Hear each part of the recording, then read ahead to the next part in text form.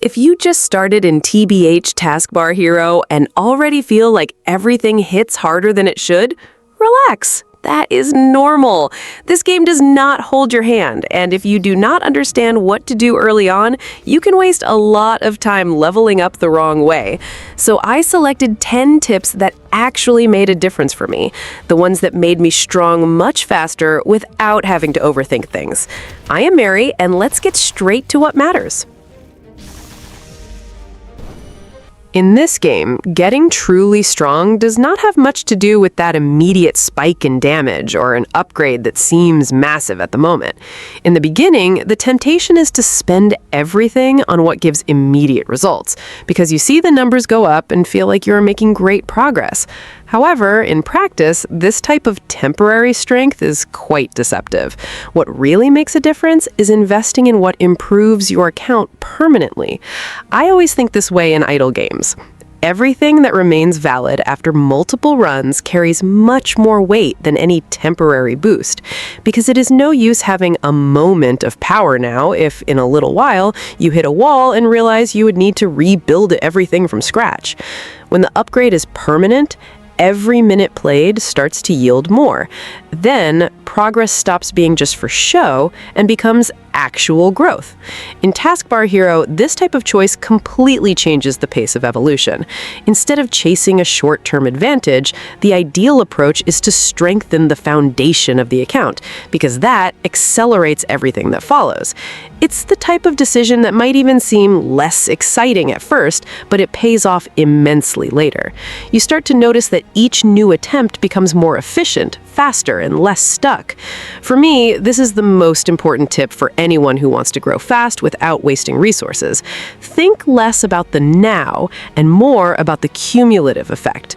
In games of this style, the player who progresses best is not the one who explodes with strength for a few minutes, but the one who builds solid progress that keeps working for them all the time.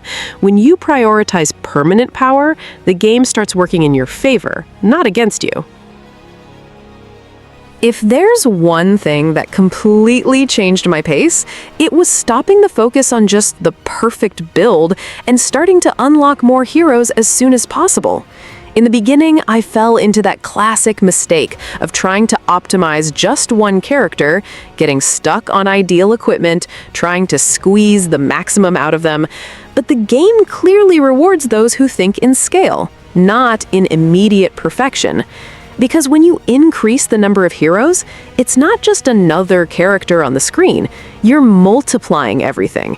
Total damage, experience gain, loot quantity, and even farming speed. It's as if the game shifts into a higher gear. Suddenly, what seemed slow begins to flow, and you realize you're advancing much faster without necessarily having improved individual equipment that much. After I understood this, my priority changed completely. Instead of spending resources trying to make a hero perfect, I started investing in expanding the team. The effect was immediate. More consistent progress, fewer roadblocks, and far more resources coming in all the time. The feeling is that the game begins to work for you because you have multiple sources generating value simultaneously. So, if you want to get strong fast for real, hold back a bit on that obsession with perfect gear and think bigger. Each new hero is a progress multiplier. In this type of idle RPG, growing horizontally, having more active units, is almost always worth more than growing only vertically in the beginning. One thing it took me a while to accept in TBH is that the most advanced stage you unlocked is not always the best one for farming. There is that feeling of, if I made it this far, this is where I have to stay, but in practice, this can completely halt your progress. Sometimes you're there struggling, taking a long time to clear enemies, and in the end, the gain is not worth it. The point is simple. Efficiency beats status. It is no use being on the hardest stage if it takes you much longer to defeat enemies and collect resources. In idle games, what matters is constant flow, not peak difficulty. A slightly easier stage where you clear everything fast can generate much more experience and loot over time. I started testing this in practice, and the difference is massive. Going back 1 or 2 stages and simply melting enemies accelerated my progress much more than persisting where I was not ready yet. It's a bit counterintuitive at first because it feels like you're regressing, but you're actually optimizing your time. So instead of staying stuck on that idea of always advancing, start observing the pace of your farm. If it's too slow, don't hesitate to step back a little. In TBH, growing fast is not about being on the highest stage, but about being on the most efficient stage for your current moment. A major turning point for me was stopping playing based on feeling and starting to pay real attention to where I was farming best. Because in the beginning, we just advance and repeat stages almost automatically. But there comes a point where this starts to waste time. That was when I realized that using farming tools, or even just observing results better, completely changes the game. The logic is simple, but many people ignore it. It is not about playing more, it's about playing better. When you discover which stage gives you the most XP and gold per hour, everything accelerates. It doesn't matter if the stage is more advanced or more basic, what matters is the return. Sometimes the best route is not obvious at all. It's that stage you clear quickly and that maintains a constant flow of rewards. I started testing different routes, comparing how long it took and how much I earned at the end, and that really opened my eyes. There was a moment when I was persisting on a worse stage just because it seemed more advanced, while another was yielding much more without me noticing. Once you find that ideal route, progress starts to click in a much smoother way. So if you want to evolve fast for real, start treating your farm as a strategy, not a habit. Adjust the route, test efficiency, observe returns. Finding the best farming path for your current level is the type of detail that separates those who progress stuck from those who skyrocket in the game. If there is a massive advantage in the beginning that I used to underestimate, it is simply leaving the game running while you can. I know, idle games give that feeling of, whatever, I'll come back later and pick up everything. But the reality is that active progress is usually much stronger early on. When you're tracking the game, everything flows better. Playing actively, you generate more equipment, more materials, and accelerate several small decisions that make a difference. It's not just about what the game gives you automatically, it's about what you can optimize while you're there, swapping gear at the right time, adjusting routes, reacting to what drops. This type of micromanagement in the beginning accumulates much more progress than it seems. I noticed this when I started leaving the game open while doing other things on the PC. Even without full attention, just by having it running and checking in once in a while, the advancement was much greater than simply closing it and relying on offline progress. Resource gain grows in a much more consistent way, especially in the early stages. So if you want to speed up your evolution, take advantage of these active gameplay windows whenever you can. In the beginning, this makes an absurd difference. Later, offline progress starts to balance out more, but until then, keeping the game alive and running is one of the simplest and most efficient ways to get strong fast. One of the things that bottlenecked me the most in the beginning was spending gold as soon as it came in. It gives that good feeling of immediate progress, of seeing numbers go up. But in practice, this can delay you much more than it helps. Not every upgrade is worth the investment early on, especially those that only provide a small, temporary increase. Over time, I began to realize that holding on to gold is not losing progress. It is preparing for a bigger leap.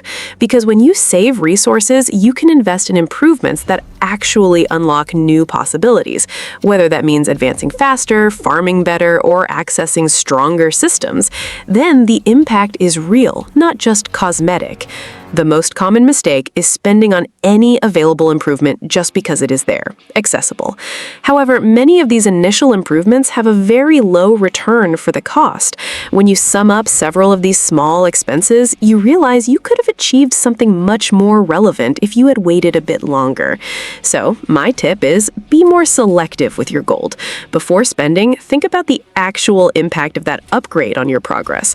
In this game, getting strong fast is not about always always spending. It's about spending right.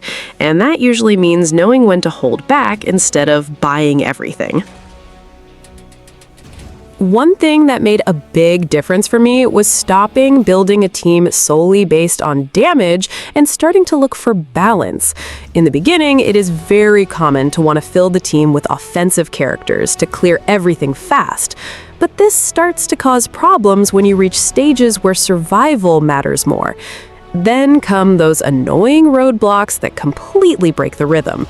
When I shifted to building a more stable team, with a frontliner to take the hits, a support assisting with sustain, and a consistent damage dealer, the game simply started to flow better. You might not explode everything instantly, but you also do not keep dying or resetting all the time, and in the end, that yields much more progress. The interesting thing is that this stability directly impacts farming. The less you get stuck or fail runs, the more consistent your resource generation becomes. In an idle game, consistency is worth more than performance peaks. It is no use having a team that sometimes destroys everything and sometimes cannot get past a specific point. So, if you want to advance without overcomplicating things, think about your team composition as a whole, not just raw damage. A balanced team takes you further with much less effort, and that makes all the difference in the long run. You know that moment when you simply get stuck and nothing seems to work? I fell into the mistake of persisting multiple times, thinking that on the next attempt it would work out.